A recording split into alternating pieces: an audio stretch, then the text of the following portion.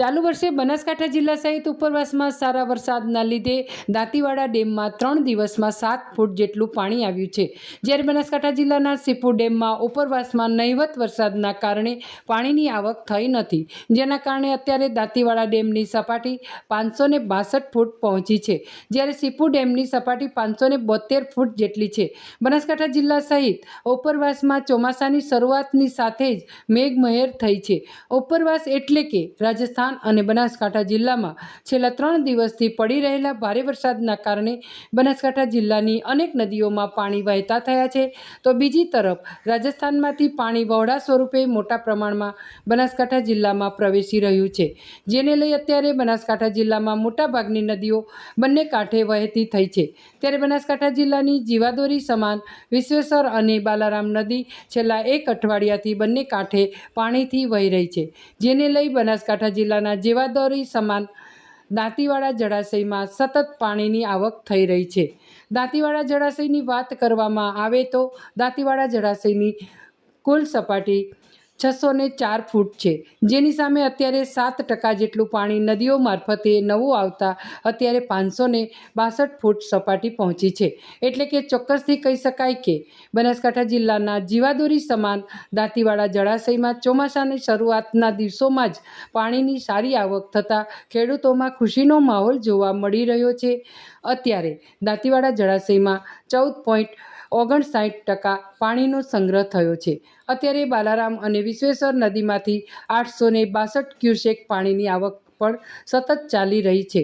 દાંતીવાડા ડેમમાંથી સિંચાઈ માટે ડીસા, દાંતીવાડા અને પાટણના ખેડૂતોને પાણી આપવામાં આવે છે, જ્યારે પીવા માટે ડીસા, દાંતીવાડા અને પાલનપુરના વિસ્તારોમાં પાણી પહોંચાડવામાં આવે છે।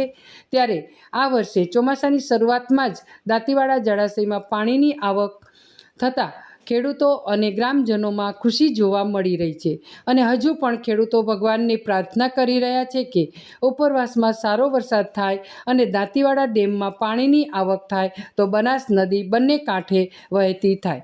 મારું નામ મોહનભાઈ, હું ડીસા તાલુકાનો વતની છું, અને અમારે બંધોની વાત કરીએ તો 2015-17ની અંદર જ્યારે વરસાદ પડ્યો હતો ત્યારે બંધ ભરાઈ અને બનાસ નદી બંને કાંઠે વહી હતી।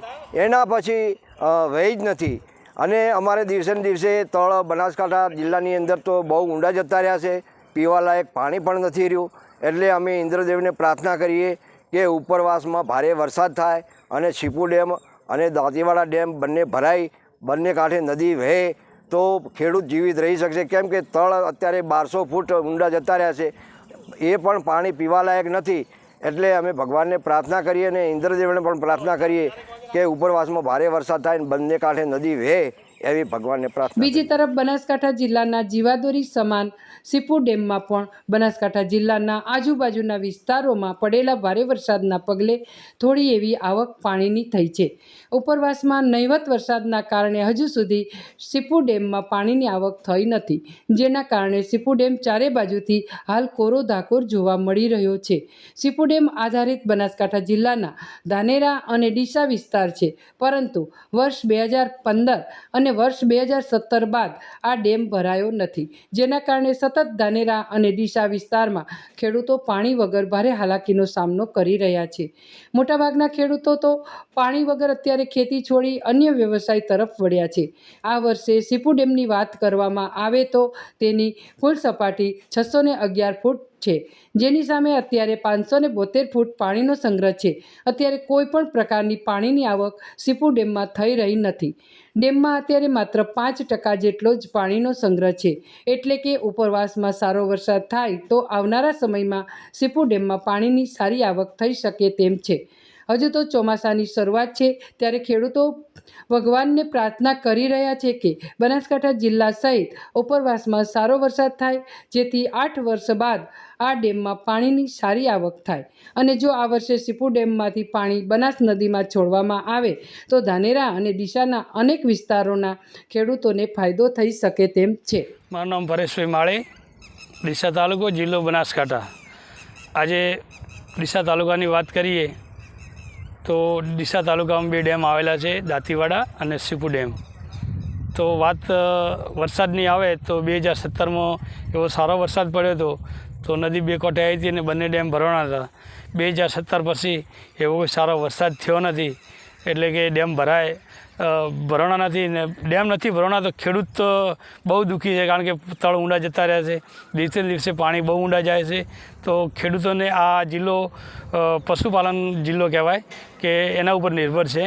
તો અત્યારે હવે ખેડૂતોને સિંચાઈ માટે પાણીના તળ બહુ ઊંડા ગયા છે, તો ખેડૂતોને પાવે એવું પણ ઘાસચારો પકવે એવું પણ પાણી નથી.